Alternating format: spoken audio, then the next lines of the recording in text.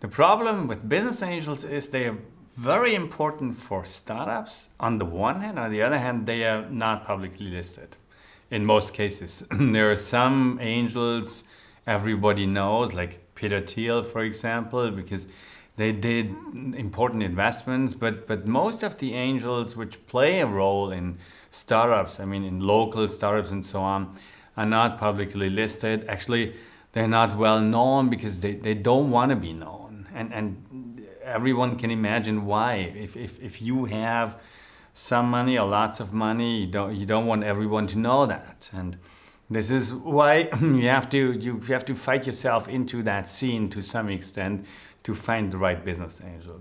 For doing that, it's important to get an idea what the business angel is about. First of all, if you'd like to approach that topic, you can do it in a very theoretical approach and say, okay, what is a business angel in general? And one can differentiate actually over here and say, okay, and we already did that. This is all informal, early stage private equity. And the one is passive and the other side is active and actually already active or potentially active. This is the difference between the two sides.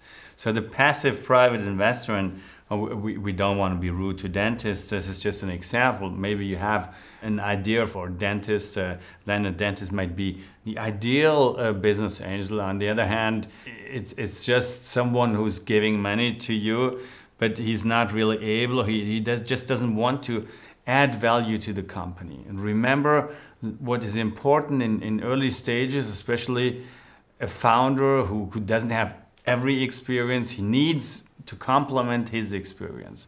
This is why we say, okay, we need the two wings of an angel, which is we need the money, plus we need some experience to be able to assist startups, to help startups. And this is where we get to the other side, active or potentially active angels. And these are the ones who, on the one hand, deliver added value to the company. Remember my first startup, we had Stefan Schubert, and he helped us tremendously in setting up our business because he already founded an internet business, and during these days that was rather scarce. And secondly, they also, well, they get evolved beyond financial aspects, but they also invest money. For example, the $500,000 angel investment by Peter Thiel in Facebook. And Peter Thiel also already founded a business before, so he knew what it is about. He had money because it was a successful exit, and this is why he was able to do that. Potential business angels, they're just the ones who haven't done that before. As virgin angels or latent angels, they don't have an active investment at the moment. And this is what an angel is about. So first of all, it is very important he has two wings. And the second wing, the value add, is also there, and that's a differentiation to family and friends, in most of the cases, passive private investors. Now, it's worth looking a little deeper into typical characteristics. And if you go to different countries, you will have different angel scenes. So starting with the US, it's the most elaborated business angel scene. If you go to Europe, you have that in Great Britain. And Germany actually is catching up. Other countries a little behind. And if you go into East Asia or Southeast Asia, you have more like the families who play the role of angel investing.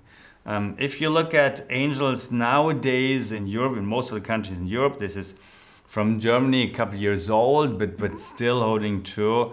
They have extensive experience, these angels, so they are able to help, and not only management experience, but also had their own companies. So many angels who are active already made the same experience a founder is going to go through.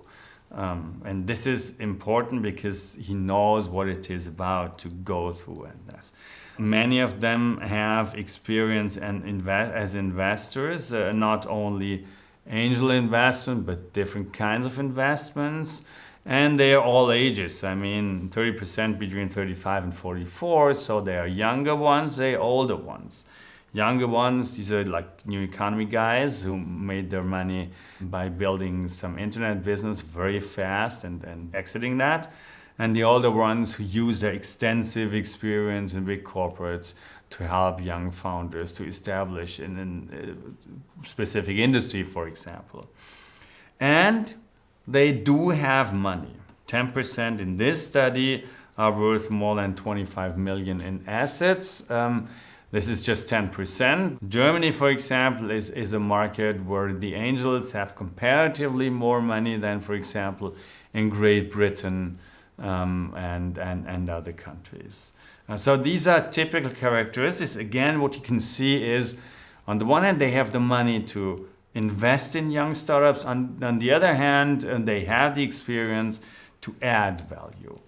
And if you look into practice and what happened in many, many companies, you're able to see that all those companies you see over here were angel finance, where the angels played an important role at the very beginning of starting the business, not only in the US, those big examples from Facebook, but also this is from Eastern Europe, and this is a startup from England / German founders, and you see that there are many companies who made the first successful steps with angel investments plus help, and that is the first important takeaway.